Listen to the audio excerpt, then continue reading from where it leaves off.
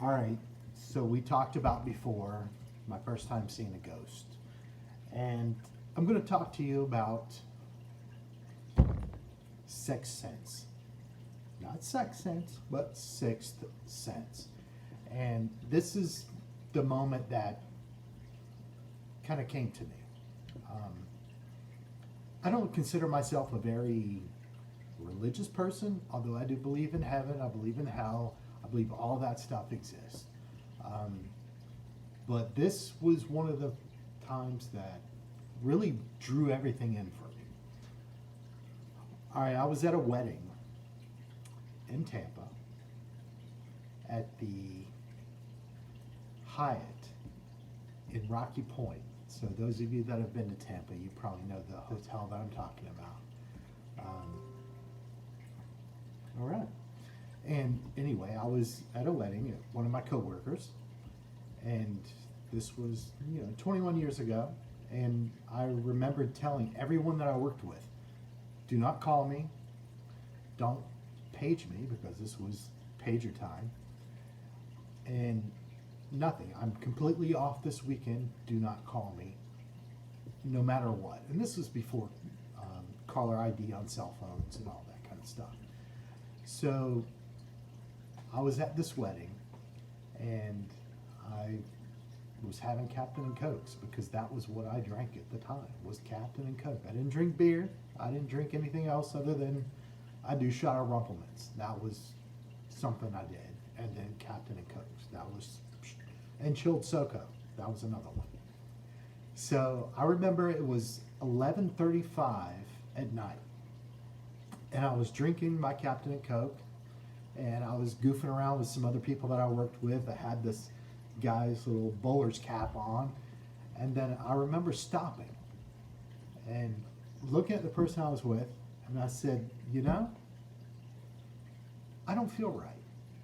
I really don't feel right now. And they said, well, what do you mean? I said, I feel like something horrible has happened. And I didn't know anything at this point in time. I just said, I just feel something horrible has happened. And I set my drink down, and I kind of walk away. And I just kind of go about myself by myself. And I just felt really, really sad, like something had missed, something had just left me. And, far be it from me at this point in time, I had no idea, knowing that at that point in time, at that particular moment, at 11:35, because I remember looking at my watch and thinking, something is wrong, that my dad had just passed away. And, I was in Tampa, he was in Clearwater, and at that moment, and not that I was really close with my dad or my mom, just, we just kind of, it's not that we were distant or we were really tight or anything like that. It's just that I'd lived away. We grew up. My dad was very, very busy. My mom was very busy. And it's not that we were distant or not that we were, what's the word? Well, we weren't apart. We were obviously a family. We lived all over the world together. And that's just kind of, I was where I was. I always thought that, they were always going to be there.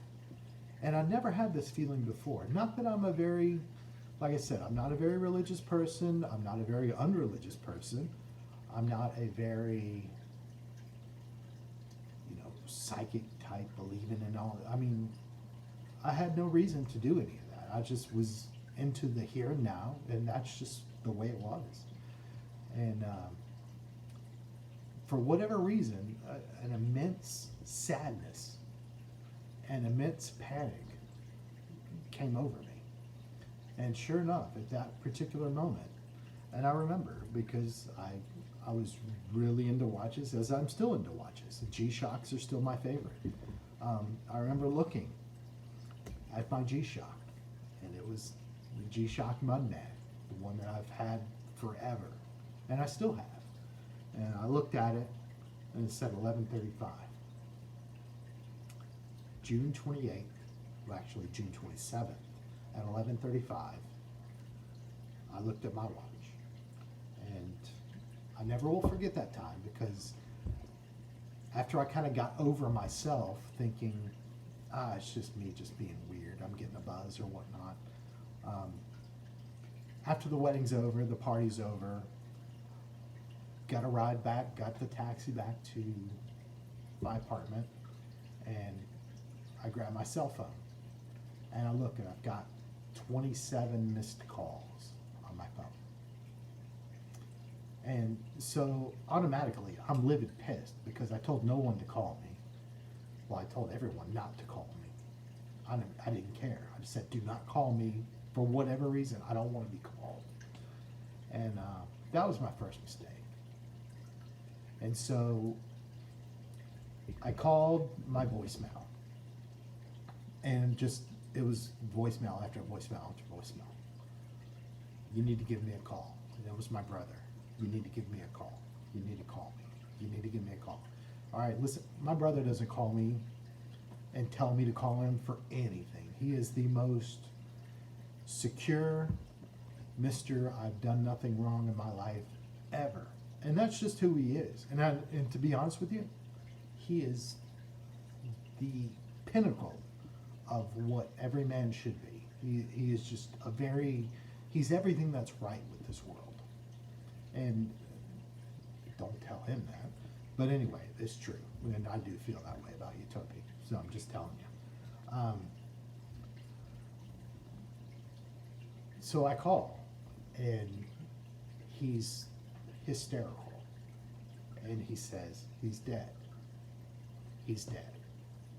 And in my mind, I'm thinking, last person in my mind I'm thinking is dead is my father. But no, it was, I said, who? Ernie, which was our dog, which is a Dalmatian. And he says, no, Dad. And at that point, I just lost it. And the thing is that after we had gotten the information from my mom and everything, that it was at that particular point, 11:35, that he was brushing his teeth and he had died of a heart attack. And so that is my story about Sixth Sense. It's out there. It's there if you're open to it. And like I said, I've never been open to it before, but when it wants you to be open to it, it's going to hit you. And that is the truth. And people that were with me that night would be more than happy to attest to what I said, and to let you know that your connection with your family is strong. Stronger than you'll ever know. And it is there. So be open to it. Know that it's there. And you do have the sixth sense. Everybody has it. Take it easy.